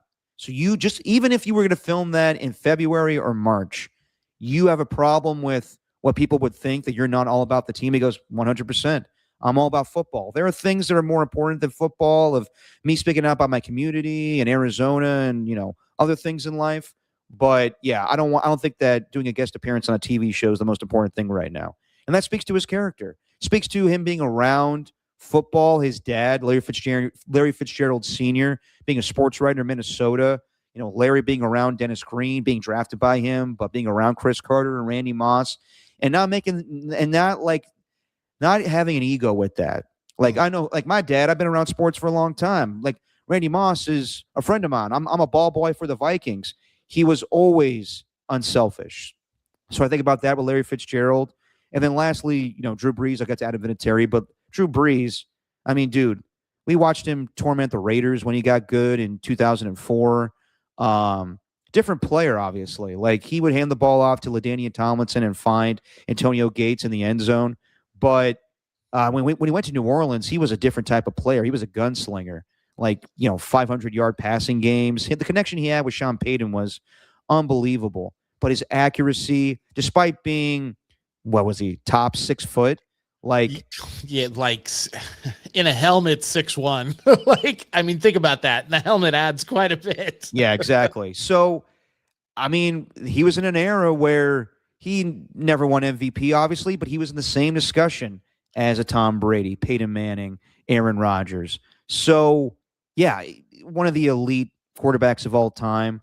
What he meant to New Orleans coming over as a free agent, winning the Super Bowl for them in 2009. So, yeah, I have a ton of respect for Drew Brees. And yeah, I've gone on and rambled about these players a lot. So just your thoughts real quick. Drew Brees, one of the first Raider games I ever went to that I remember, Drew Brees was the quarterback for the San Diego Chargers. So and he handed the ball off to LaDainian Tomlinson quite a bit. And why wouldn't you with LT back there? But when he went to New Orleans, there were two quarterbacks and Tom was Tom, and Peyton was kind of towards the back end of his career, getting there at least. And, we had Big Ben and Cam Newton, who's coming on the scene and stuff like that. But there were two quarterbacks where it's, when they had the ball, you just looked at them like, these guys are Terminators. They're almost robotic in the way that they're able to dice you up. It was Drew Brees and it was Aaron Rodgers. Those were the two guys where you looked at them, they had the ball and was like, well, there's no really guessing about what's going to happen here. They're going to drive down the field because that's what these guys do. Yeah. And there's not a lot of quarterbacks like that throughout the history of the game where you just look at them when they get the ball and then what's going to happen. They're going to go score. And Drew Brees was one of those guys. Incredible what he was able to do because of his size, of course, because you have to think about the fact that half the time he can't see what's going on downfield with those big mammoths in front of him on the offensive and defensive line.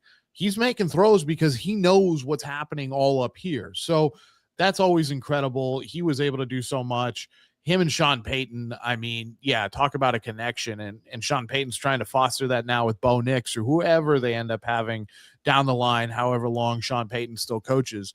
But, I mean, Drew Brees was a special player. Also what he meant to New Orleans as well after Hurricane Katrina, after all those things, and then bringing that city a Super Bowl, being able to, beyond just what he did for New Orleans and for his own career, being able to legitimize Reggie Bush in a way, by NFL standards. I always think, because Reggie is, in my opinion, the greatest college football player I've ever seen play. Yeah. In my lifetime. And when he went to the NFL, it was like, wow, he's dynamic. He can do some things, but it's not that great. Drew Brees was able to make him legit in a way that, not just because of the Super Bowl, but help him be a player that will also be remembered positively in NFL circles, not just as a great college player and a okay NFL player. He's a good NFL player. But would you say Darren Sproles was an upgrade over him when he came over to the Saints? Yes. Yeah, definitely. Yeah. No. He was. There's no question about that. But I'm just saying he was able to help his career as well, and he was able to do that for a lot of guys. Look, he made Jimmy Graham who he was. Yeah. He made Marcus Colston. I mean, there are guys that Devery Henderson, Lance Moore. I love that team, honestly. Yeah, I love that. It's team. A good team. Yeah, but those are all guys that Drew Brees made. I'm not saying they didn't work hard, Derek, but Drew Brees made them. He made those guys better, and Aaron Rodgers has done the same thing. Tom Brady definitely did the same thing with a slew of wide receivers that he saw walk through the doors over there at in Boston. But Yeah, in Foxborough. But yeah, Drew Brees is amazing. Larry Fitzgerald's amazing. I really love the fact, back to the Kuechly and Fitzgerald thing, that those are two guys who just showed ultimate loyalty to their teams. Larry did it longer. You brought up Tim Brown. I think that's a great comparison, not necessarily in the way that they play, but in their commitment to a team. And I really value that. I like that a lot. And with Luke Kuechly, because what you said, and then talking about what your father said, he's up there, especially when it comes to best pass coverage linebackers that we've seen. I mean, the only guy that Patrick Willis is up there for sure. Yeah. Brian Urlacher was the other one I could think of. And that's because he came from college as a safety, hybrid safety linebacker, but he was not asked to cover the way that Luke Kuechly was. He was much more put in kind of Tampa 2 situation where he could kind of be a deep lurk. Yeah. But yeah, Luke Kuechly is a guy that NFL teams all over the place, if they could find a guy like that, they'd still want him. I mean, that's how his game is enduring, because he can smack you in the mouth and tackle you hard in between the, in the hole, but he'll also go and cover some of your fastest players. So yeah, I mean, great class. Honored to be able to watch these guys play through their entire career. And I'm Vinatieri is the only one. Yeah, I'm sure you knew I was going to get to Adam Vinatieri. Well, I want to say it. No, he does. What's your opinion on that, Alon? That one's tough for me. So Vinatieri does have longevity. Yeah. He does have the rings. He's got hardware. He's made clutch kicks. That one's just hard for me. Because a tuck rule kick? To tuck rule kick's tough, but it's hard for me because as a specialist, was Vinatieri.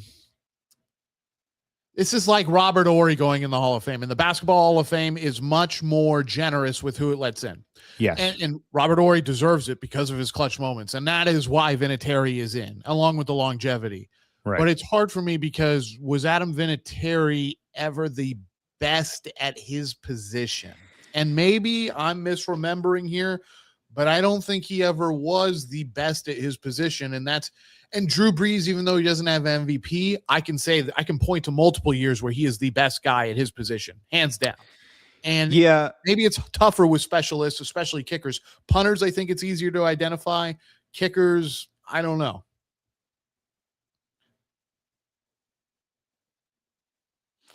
Yeah. Sorry if there's a little delay there. I would say when it comes to the Hall of Fame, it's, can you tell the history of the NFL without speaking about this guy? So when it comes to Adam Vinatieri, I mean, he was huge in the 2001 season for the Patriots. Obviously, the tuck rule kick and the snow, and then the game winning kick in the Super Bowl, and then 2 years later, and one.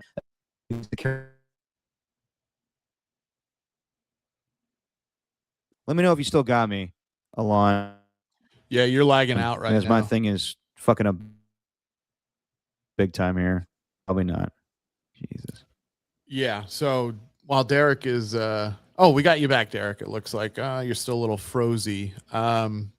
But yeah, so AJ say, I'd argue that Vinatieri won half of Brady's Super Bowls. Yeah, that is the argument there, right? That do you have Tom Brady without Adam Vinatieri? I totally understand that. And so I also like what Derek said as he's reconnecting, but I like what Derek says about, can you tell the history of football without Adam Vinatieri?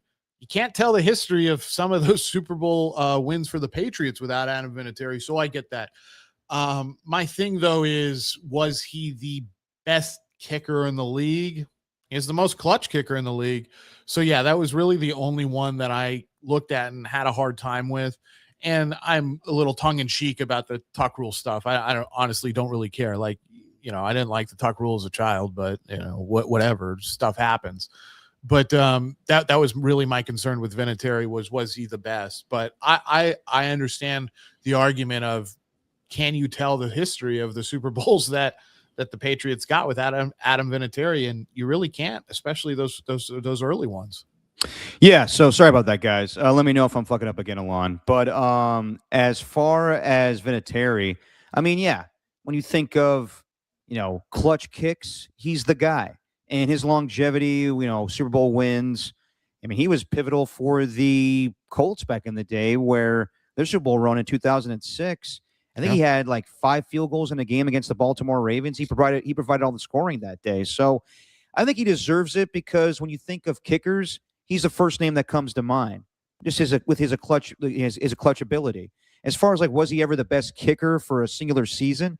Yeah, every now and then he'd be like, first team All Pro or Pro Bowler, but um, I don't think this opens the door for more kickers to get into the Hall of Fame. That's think what it's I was just- wondering. Yeah. I think it's just a one-off thing. Like you and I both love Sebastian Janikowski, but he's not a Hall of Famer. I don't think he is. No. There's other like accurate kickers throughout the years. Morton Anderson, I think, is also in. Yep. And it's those guys.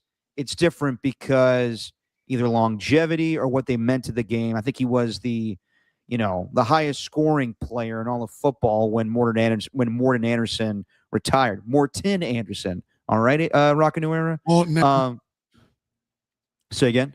Morton Anderson. Yeah, exactly.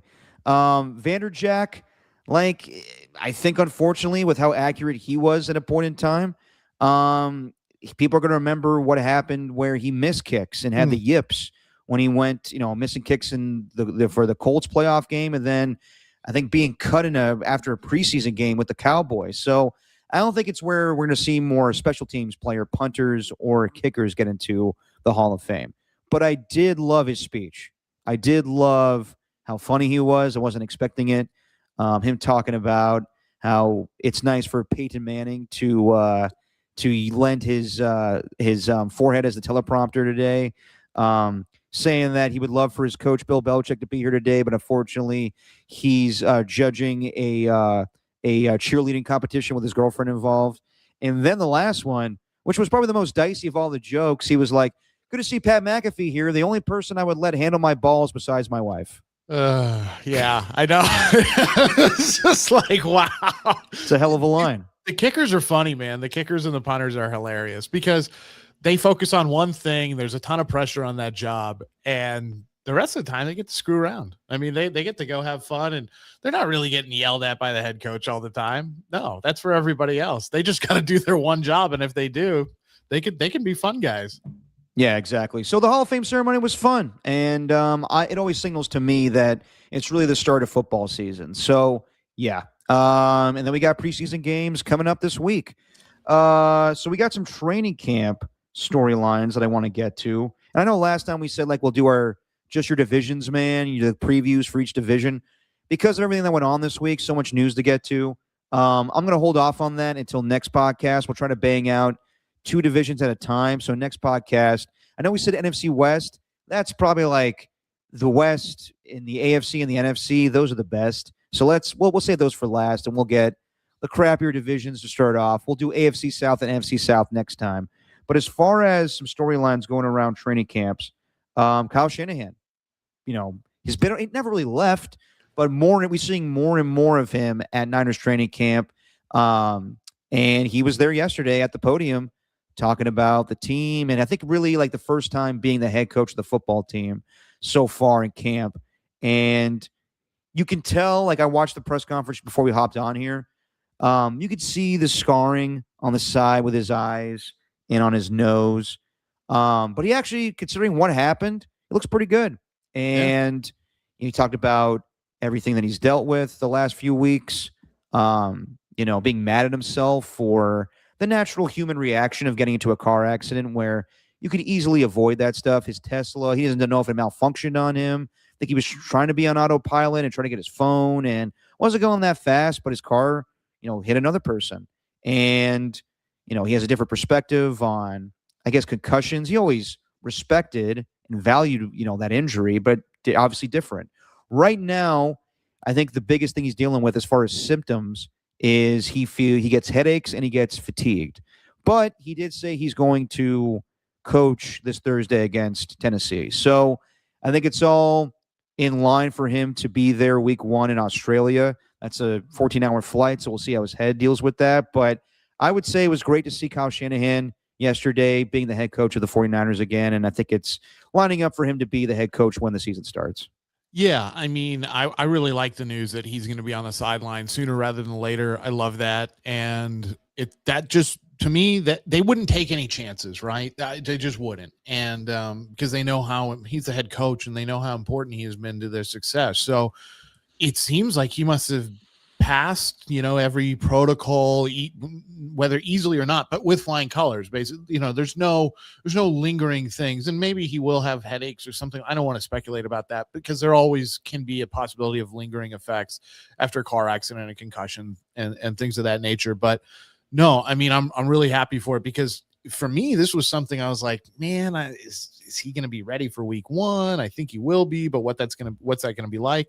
And no, it seems like he's back, and good for him too, because from what's been reported, it seems like he was never really separated from the team, if that makes sense. Even through all this, he was still not just connected, but then even there when he was still recovering and things of that nature. So really positive news. And watch out if you're driving a Tesla, because maybe that autopilot doesn't engage when you want it to. So who knows? But yeah, good for him. And it would have been a real shame had his ability to coach be compromised for this team, because they do have high expectations this year. No, absolutely, and they need him there. So good to see him back at practice in a larger role. And I'm assuming that maybe he's not as hands-on during the practices, but he wants to be there for the preseason games. He needs to get adjusted with having some time off as well. Yeah. And then Raiders training camp.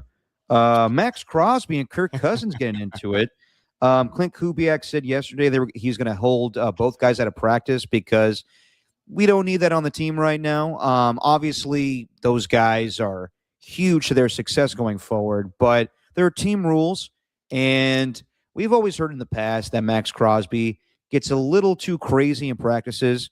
Like, it's been a problem with the Raiders throughout the years. Like before he got dealt to the Baltimore Ravens, I remember Mike Silver having that article detailing his time and kind of the problems he had with the organization, where coaches would come up to him or players would come up to him and be like, dude, you're trying a little too hard during practice.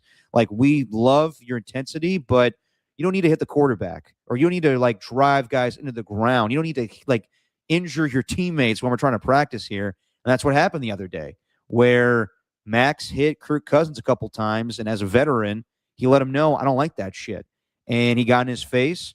I don't know if punches were thrown, but probably they were for enough where Clint Kubiak's like, yeah, we're going to treat this like a game. If punches are thrown during a game, you get ejected. So they're not practicing. I don't think it's that big of a deal. You like to see it where it's two veterans going after each other, being a little chippy and having that fire under their ass right now. But I don't know. It kind of leads back to the same old conversation of Max Crosby, where he's intense, and that's good to have when you're being a motivator, a leader for a team. But maybe you should dial back a little bit, just a little bit. I don't know if he can. Oh, well, no, he could. He doesn't want to. That's the thing. He had this with Derek Carr even. Yeah. And John Gruden tells that story about it. And Max Crosby has told the story too. And they even talked about it together about, Gruden saying, I'm going to cut your ass. If you that's our quarterback, I will cut you. And Max, what? And then, down the line now, John Gruden's like, I'm going to cut you. What do you think? I'm insane. But yeah, no, you don't touch the guy in the red jersey. This stuff happens, and when it happens with a player of Max Crosby's caliber, I like the way Kubiak handled it. He put them both on timeout, and it's one practice. It's one off day for veterans, which happens all the time for training camp. Yeah, and that's how I viewed it too. I was like, this is another way of getting them an off day as well, and letting them patch things up. Not that they had a bad relationship or anything like that. I was disappointed myself. It was one of the days I didn't go out to training camp. I would have loved to see that, but from all the reports, it was Crosby hit him on the arm twice. Not a good thing to do. Kirk Cousins got in his face, grabbed Max by the jersey, and Max is a large man, and he said, "I don't like that. I don't like that stuff, pal." hey, Buster, because, Kirk Cousins is Kirk Cousins. It He's would be the kinda- reverse of, I don't like that. You don't like that? I don't like that. Yeah, yeah. That's exactly what it was. So he probably said it in a really respectful way, but he he got in his Yeah, face. maybe. I don't know. Yeah, and said, hey, friend, I really don't appreciate that. And they took Max Crosby took exception to that, and they got into it.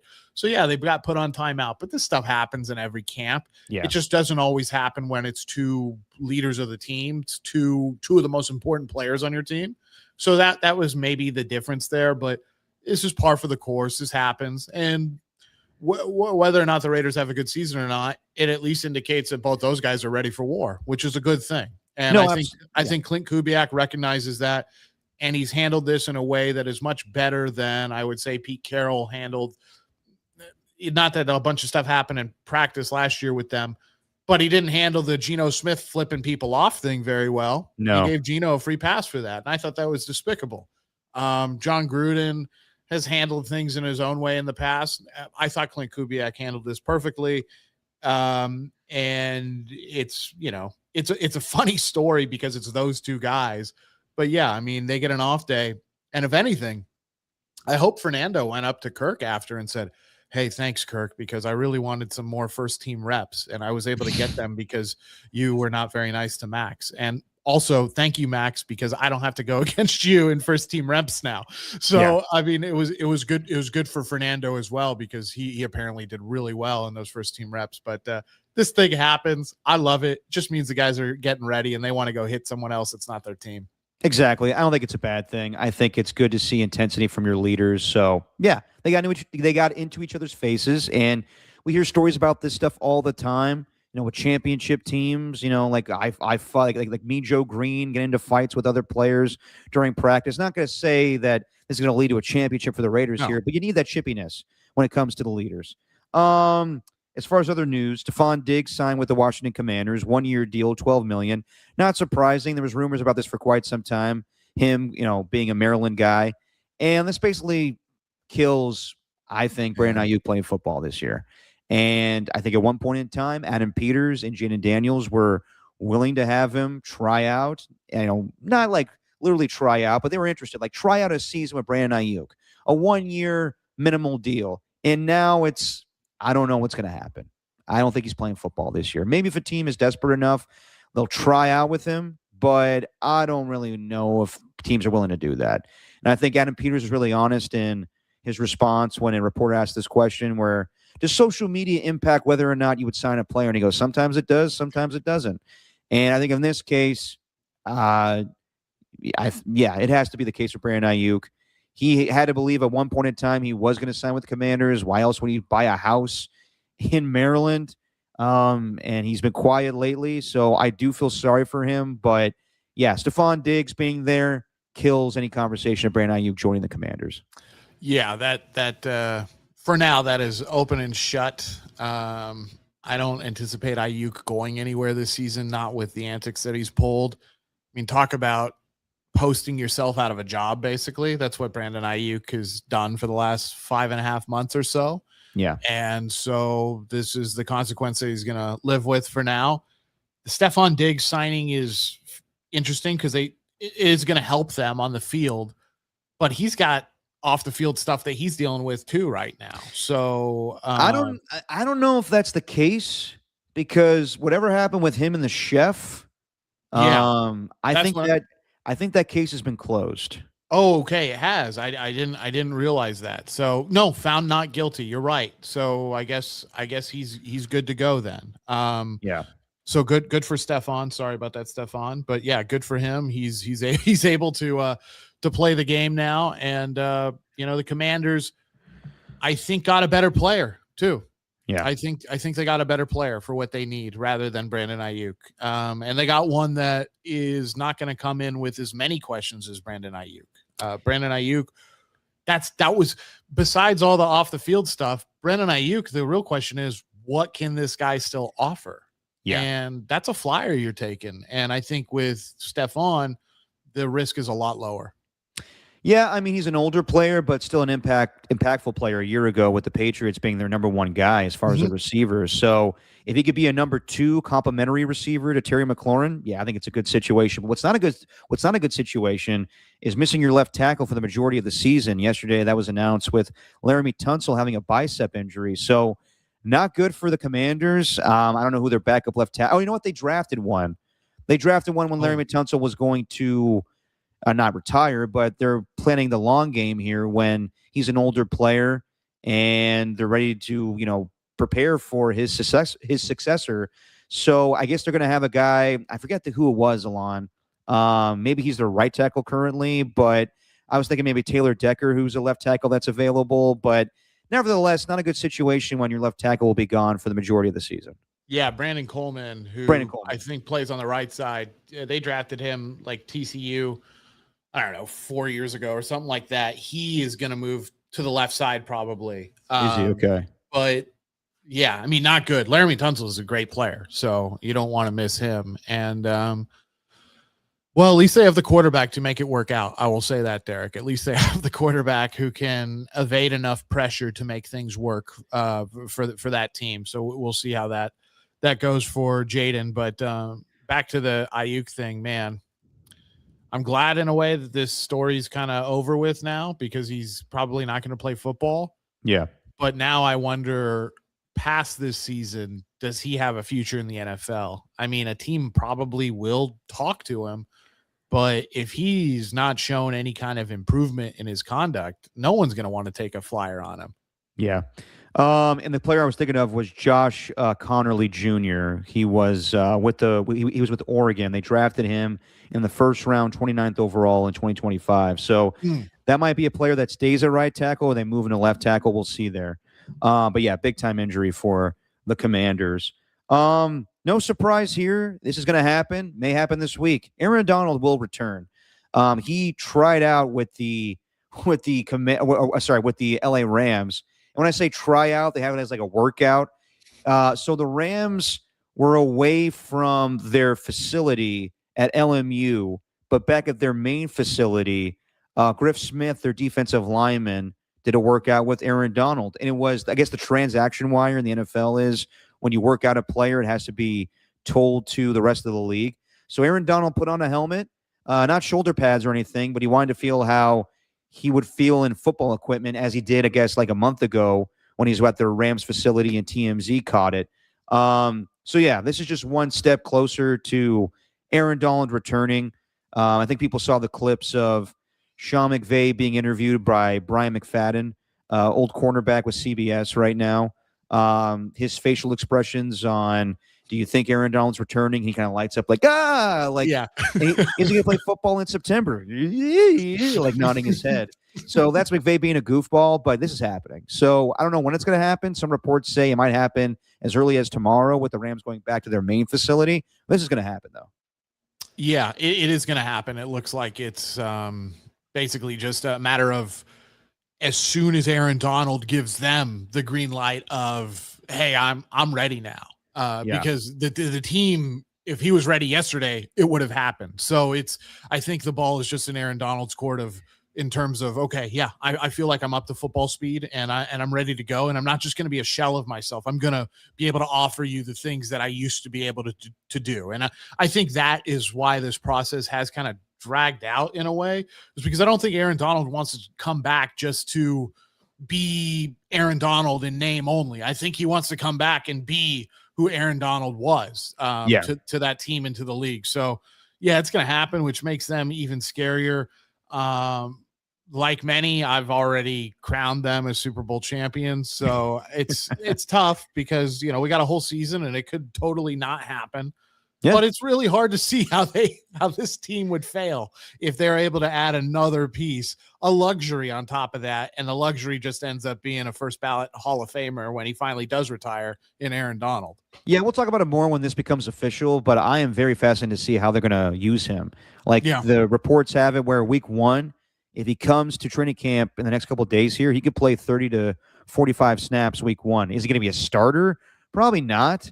But then again, it's Aaron Donald. So how do you rotate that already good defensive line with Braden Fisk, Kobe Turner, Puna Ford. So they got guys on their defensive line already, but do they want to use him as a 3 technique, more as a pass rusher? Do they want him playing off of Myles Garrett? So all that stuff's going to be fascinating once that becomes official. Real quick, this is not news or anything, but I love this exchange with Jim Harbaugh.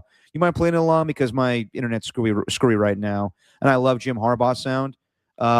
We saw his interaction with Mike McDaniel. I just sent you this in the DM, so let me know if you got it, Alon. But I love this interaction with Jim Harbaugh. So right now, there's a lot of hold-ins, mainly hold-ins. Not like not a lot of contract disputes.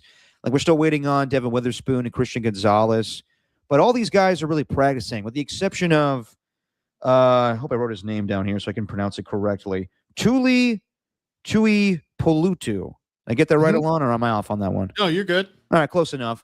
Pass rusher for the Chargers, young guy trying to get paid, and he's holding in right now. So a reporter with the Chargers asked Jim Harbaugh, is he going to practice? And Jim Harbaugh never likes commenting on injuries or if something's kind of shady, like this guy's obviously not injured, but he's holding in. So this was Jim Harbaugh. If you have the clip along, let me know. Yeah, it keeps freezing up, but I think it's buffering, Derek. I don't know. Twitter's broken. Yeah. Okay. Well, maybe if we got it. You got it? Okay. Here's Jim Harbaugh answering a question on Tuli Pulotu, pass rusher for the Chargers. Yeah, exactly. if he's going to practice anytime soon. Will Tuli participate in team drills today? Expected to, and we'll see how individual goes. But that's the expectation. Has something changed with the situation that he'll participate in team? Yeah, the ramp up. Been progressing. Okay, so this whole thing has just been a ramp up with Tuli? Yeah. I don't know for sure where it's at. That's if I knew for sure, then I would say for sure. What's your something I don't know, Chris? I mean, you get that look like you do. Let me know if you do, because I don't know for sure. It's been mysterious. I don't know for sure. Seems like none of us with know. Anybody, If anybody would know, you would know. That's why I'm asking. No, that's not true. That's not true. Am I in somebody's body? Am I a doctor? I've got a lot of things that hang on my wall, but a medical degree is not one of them. I love sarcastic Jim Harbaugh. Or usually he's like overly positive and goofy with the media. Like this was like, what do you want me to say? I don't really know. I don't know. And like it's always tough when some coaches give bullshit answers, like Todd Bowles being like, yeah, well, Vita Vea, he tweaked something. We all know what's going on there. With Jim Harbaugh, he's not playing the game. He's like, I don't really know. I don't know what's going on with that. Like that's a question for Joe Ortiz, the GM of the Chargers. And Jim Harbaugh is always like this when it comes to medical questions. He's like, I'm not a doctor, but like the kind of the chippiness, not chippiness, I should say, but like, the snarkiness, I guess, from the reporter saying like, well, if anybody should know, it should be you. He's like, oh, that's not true. That's not true at all. So I love when Harbaugh gets like that. I do too. I love when coaches are like that with the media. It shows that they have a good working relationship for sure. Yeah.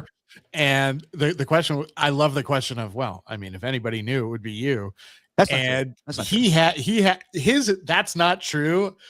It is true. But also, it's so funny that he says it's not true because, like, as if, and then his comeback, am I in someone else's body? Like that was fantastic. Am I in someone's body? Am I like Invasion of the Body Snatchers?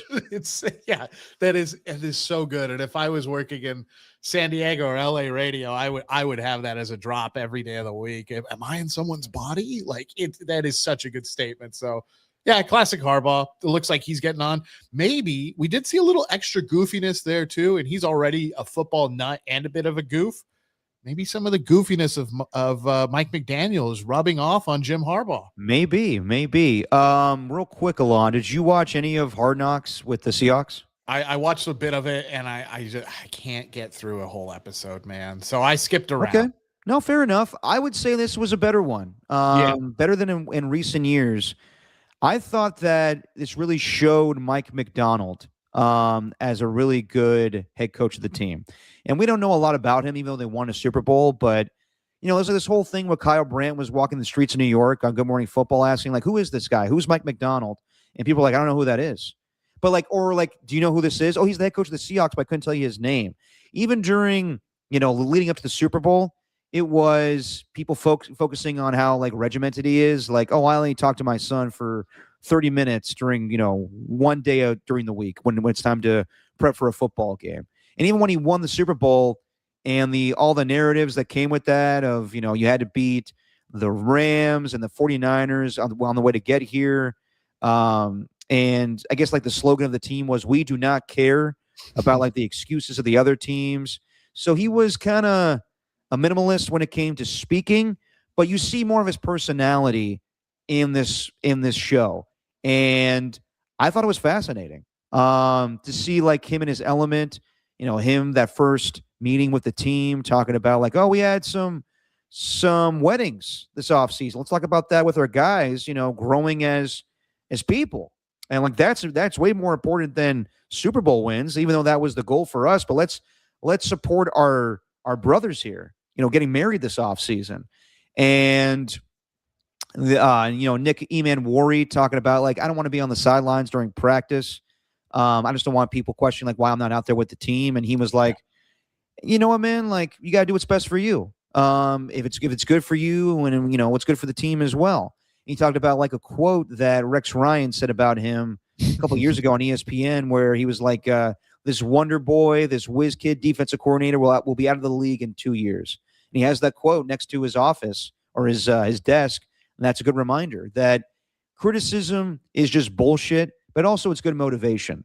And I liked it when there was a fight on the field and Derek Hall was getting into it with an offensive lineman. And he was really aggressive at one point where he dragged a guy down by his neck.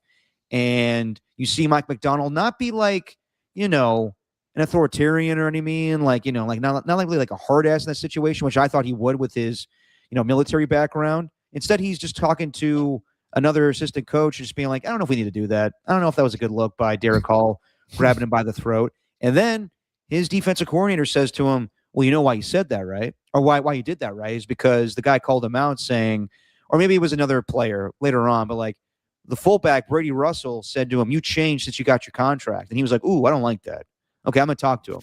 And then you see in the next scene, he's talking to him and he's like, hey, man, that's not cool. Like the old school guys, which you thought that maybe Mike McDonald was going to be, but the old school guys like Bill Parcells or Mike Ditka would just motherfuck those players. Yep. Instead, Mike McDonald's like, hey, man, that's your brother. That's your teammate. You should be supportive he got paid. You don't need to be throwing those insults at him. And he's like, okay, you're right. So it's kind of a new way of coaching where I thought he was going to yell at guys at certain times, but not really. And you kind of get a little more perspective of how he is. Like the whole quote of him saying, I hang out with my son 30 minutes a day during a football week, that was blown out of proportion, where you see him give encouraging words to Nick Eman-Wari. And then in that same scene, he opens a video up from his wife of his son dancing. And he's like, you know what? That's the most important things in life. I could give, guidance to my players, but then I could take, 30 seconds to look at a clip of my son and know that that's the most important thing. So I liked that. I liked Sam Darnold and him kind of shooting the shit with Cooper Kupp. The reaction to LeBron James signing with the 76ers. What I really liked was John Schneider, the GM of the Seahawks. You saw him like not negotiating in real time like we saw a lot more with Mike Tannenbaum when the Jets had Hard Knocks and Darrelle Revis. But you saw like a very honest moment that they kept in the show where they're talking about Devin Witherspoon and his contract negotiations. And John Schneider goes, yeah, Devin was kind of upset with the report that Ian Rappaport had about how he wanted to be the highest paid cornerback in football. And he was upset that leaked. So I had to call Rap Sheet myself and say, hey, man, I don't know where you're getting that shit from, but that's from the agent. That's not from us. So you need to tell, Devin that. So I like seeing that. But, that's one episode. I don't know if they're all going to be like that. Is it the most captivating season of Hard Knocks? Probably not. But in recent years, in comparison, I thought it was better. Yeah. So that's good to hear. Maybe I will actually watch the entire episode. So I kind of skipped around a little bit. I did see the part with Nick Eman-Wari where he's like, I don't really want to be seen like, I don't want to be seen in this kind of light. I think Mike McDonald from the clips that I've seen is trying his best. And I think he's doing a good job of it. The team has now accomplished something. They got to the top of the mountain, right? and he's now doing his best to block out any kind of outside perception, outside noise. Like, for instance, when he's talking to Nick about that. I think also he's trying to convey to the team that, like, yeah, we did this, but like, think about all the other things that, like, the Bulls three-peated twice, that kind of stuff. Yeah. Like, there is so much more out there, but the only way we can do that is if we keep going about our business the way we did last season. So from what I saw, that's kind of the overarching message from Mike McDonald. I do wonder about because I did notice the part with about Devin Witherspoon about, like, hey, that's not from us. I don't know where you got that from. That is not from us. And that's a real tension there, because agents stir the shit. Agents stir the pot up to try to get players to, to try to drive a narrative in a certain direction. So that was another thing I saw as well. I think I saw a clip. I saw a Sam Darnold clip. Maybe that's what it was with him and Cooper Kupp. I didn't really pay attention, but I guess they were talking about the LeBron James trade. What did they say about that? Were they just surprised? Kind of, but they're also like, it's funny from their perspective because both those guys signed as free agents to join the Seahawks. Yeah. And they're like, can you believe people are giving shit to LeBron for signing with a good team? Like, yeah, like, what's the big deal with that? Like, if you have an opportunity to do that, why wouldn't you join a good team? And Rocketeer in the chat here says Mike McDonald's name sounds like an R&B singer. You're only saying that because, or 90s R&B singer. You're saying that because Michael McDonald. Yeah. Like, minute by minute. Yeah. That's his name sounds similar. Yeah. Yeah, exactly. Can't forget we're not in love anymore. Yeah, absolutely. Okay, real quick, Alon. Jackass of the week. Do you have one? So I do have one. I don't know if it applies to this week, though. This could be something that we found out months ago. It has to do with the Hall of Fame. It's the entire Hall of Fame voting committee, the writers, for not putting Bill Belichick in. That is mine. Okay. Yeah, I get that with the Hall of Fame ceremony happening this past week. I got three real quick that I'll raffle off. And I'll guess like the main one I'll say is Kevin Durant. I don't know if you saw this whole exchange on social media, Alon, but there was a Bleacher Report thing of like which lineup's better, which starting five is better. It was between the 2017 Warriors and the 76ers and what they got going on right now with LeBron James. And Kevin Durant, commented on it, maybe thinking that he was on his burner account, but he commented on it saying like, well, 76ers are way better. They got MVPs. They got Joel Embiid, Tyrese Maxey, Edgecombe, Jaylen Brown being finals MVP. And in comparison to the Warriors, he says Steph is Steph, but Klay Thompson's never been the MVP of nothing. And I was like, ooh, why you gotta be so harsh with your words there, KD? And then Klay Thompson clapped back saying, hey, bro, you good? I mean, like, I don't know why you had to use my government name and everything. And then Draymond said, man, KD thinks that he's on his burner account. And then Draymond responded on his podcast saying, KD thinks in terms of, Uncle Drew when it comes to a 5-man lineup. So I thought it was kind of a diss that Draymond threw at Kevin Durant. It made me think that maybe KD is not really proud to be part of those Warriors teams. Like, I thought that him and Klay were fine, but like that was just a weird response where I think all those guys would defend what they did in 2017, where KD's like, not really. So I don't know. We're coming up on the 10-year anniversary of that championship team, and I wonder if KD thinks fondly of those memories. I think that he thinks fondly of his time with Steph, but I wonder about the other guys on that team right now. And yeah, like AJ Cruz says, Cumulus, yeah, I get it. Like that could be an easy one for me, but I'm not going down that route, that route, guys. As far as another Jackass of the week, I just saw this from Monte Ellis, saying that he would have had the same results with the Warriors if you swapped him and Steph Curry. Don't be naive, Monte. Like that's Monte. Also, like he was really rude to Steph Curry when he came to the league, was not respectful of him, didn't really embrace him. And now for him to say, like, they've mended fences, but now for him to say, like, if you put me in that same lineup back in the day with the Warriors 10 years ago when they were winning championships, it's the same thing. It would not have been the same thing. Don't be ridiculous. So that's a Jackass comment. And then, like, the whole thing with what's going on with Caitlin Clark right now. Yeah. Megan Kelly saying, like, it's lame of her to not respond to what's going on with Sophie Cunningham. Caitlin Clark doesn't have to do shit. Like that's lame. And what's going on with her on the basketball court too? People coming after her, I think that's lame as well. But I hate when people like say like this person needs to respond to this or have a political stance on something. No, they don't.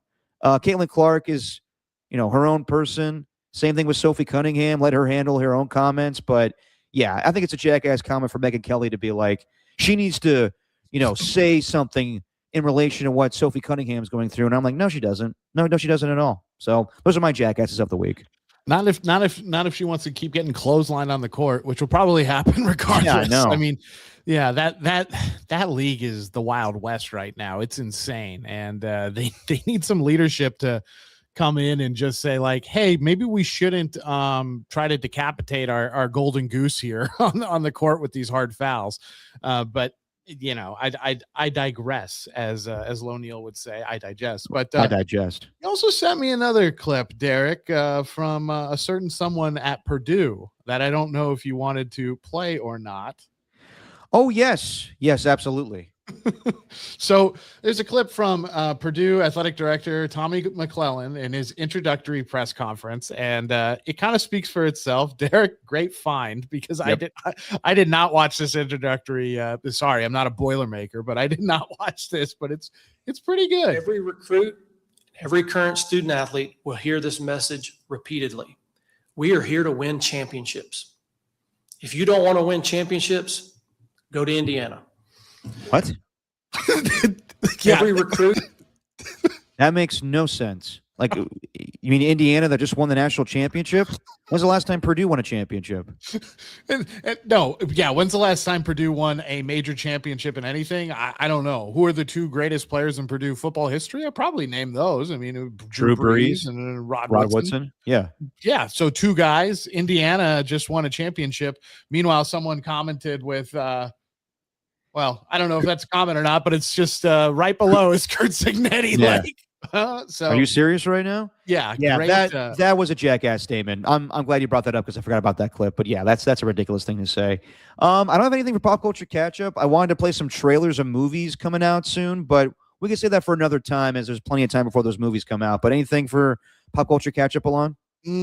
Pop culture catch up. If you don't have one, it's all good. We've been talking for almost 2 hours now. Yeah, I don't have one today, but definitely my jackass of the week was a group, as I think a skills report pointed out. So yeah, just one that's the last I can milk them for jackass of the week is the Hall of Fame committee. But fair enough. Do it one more time. Oh, and Danny Dunn's calling me out saying, "Damn it, Derek, you should have watched Spider-Man." No, not gonna do it. No, because I haven't seen the other ones. I saw the one with the, Tobey Maguire coming back and Andrew Garfield. I'm not interested. Sorry. There's other movies coming out that we can play the trailers for next podcast we have, but I'm not really into the new Spider-Man movies. Sorry, Danny. All right, guys, that's going to be it for today. We're going to have more of a routine schedule going forward. So for the rest of the, I guess, off-season or training camp of football, we're going to be on Wednesdays and Sundays. And maybe next week we got to figure it out with Alon because you got a game you got to call next Sunday. Yeah. Okay. We'll figure that out. Are the Raiders playing? When do the Raiders play their first preseason game? Their first preseason game is at home. Is it on Thursday or? Let's see. I'm trying to look at the schedule real quick. Raiders and Niners play next Thursday. So maybe we do something on Saturday up against all this great slate of preseason action. That's what we didn't talk about, Derek. We didn't talk about Carson Beck. We did a little bit. Carson Beck had a really good performance in the Hall of Fame game, but that's all I'm going to say about that. So yeah, we'll figure it out for next week. But most of the time, our schedule for the remainder of training camp preseason is going to be Wednesdays and Sundays. And if there's breaking news, we may pop on here. As far as the regular season, we're going to have more of a schedule where we do Tuesday reaction and Saturday preview. But I'm talking to Alon. Maybe we find a way we could do another show during the week. So I'll let you guys know about our schedule when it comes to reaction shows. But preview shows. It's going to be on Tuesdays. We're thinking about maybe we could do like a live show after Thursday night football games, but we're going to talk it out as Alon's going to do some broadcasting duties for soccer this year. So as far as the next show, we'll see you guys on Wednesday. And we'll, if there's any like breaking news, we'll pop on here, but that's the plan. We'll be on Wednesday at 7:15. To everybody in the chat, to AJ Cruz, welcome back, sir. To the Skills Report, welcome back as well, my friend. To Rock a New Era, to Danny Dunn, welcome back from Chicago, my friend. To Ernie One, to Tacky. Is there anybody else that I'm missing here? I believe. Oh, and Dom Peralta for a little bit of time. Thank you, Dom. And I believe that is it. All right, everybody. Thank you for the kind words. It's been a long week, but thank you guys for the kind words. We'll see you guys on Wednesday. Alon, say what you always say, my friend. Derek, you might think that Kevin Durant's a jackass, but that's just your opinion, man. Just for this week. Yeah.